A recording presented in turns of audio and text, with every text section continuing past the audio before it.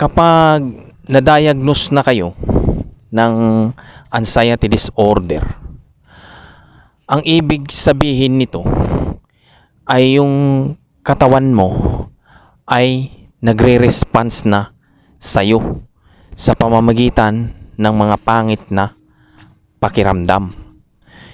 Ibig sabihin nun, yung limit ng katawan mo ay naabot na niya. Okay? Ngayon, kapag ikaw ay nagtitik, okay, uminom ka na ng gamot, kagaya ng antidepressant, ang ibig sabihin ng antidepressant ay susuportahan ka nito, aalalayan ka nito.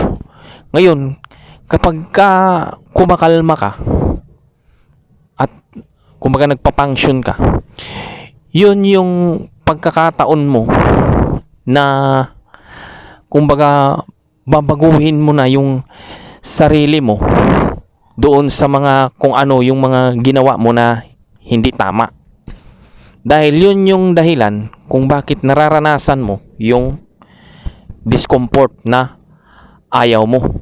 Ngayon kasi, kapag hindi mo yan maintindihan dahil nakabase ka lang sa magandang pakiramdam, maghihirap ka talaga. Mahihirapan ka talaga lalo. Kasi, kapag dumadanas na tayo ng anxiety disorder, ibig sabihin lang kasi yun, sobrang nyo na kasing tinorture yung katawan at isipan mo.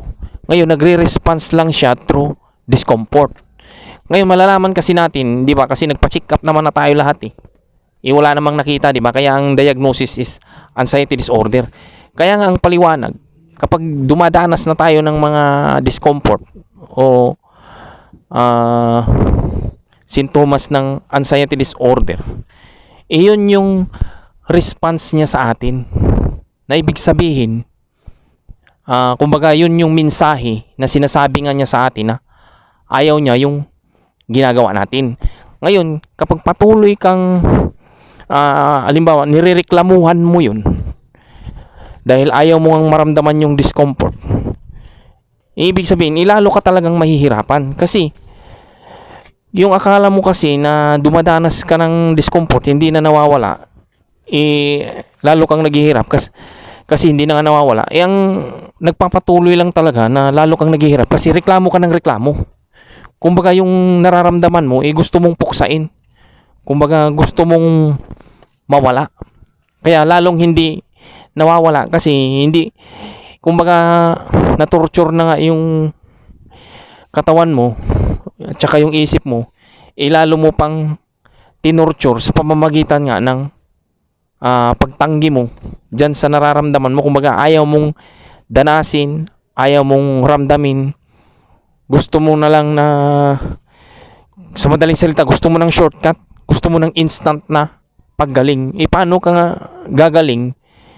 Merong panahon ang katawan at isipan mo na pagalingin ang sarili niya. Kailangan kasi maghintay tayo, maghintay ka. Huwag mo siyang utusan na bukas ganito ganyan, sa susunod na araw, sa susunod na buwan gagaling ka na. Hindi kasi ganun yun.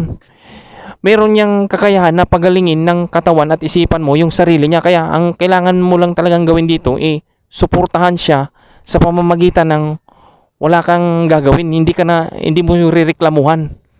Kasi kailangan mong maging mabait sa sarili mo. Dahil walang ibang makakapagbigay ng pag-intindi o pag-unawa sa sarili mo kundi ikaw lang din. Kasi kung hindi mo yan gagawin, lalong maghihirap ka talaga.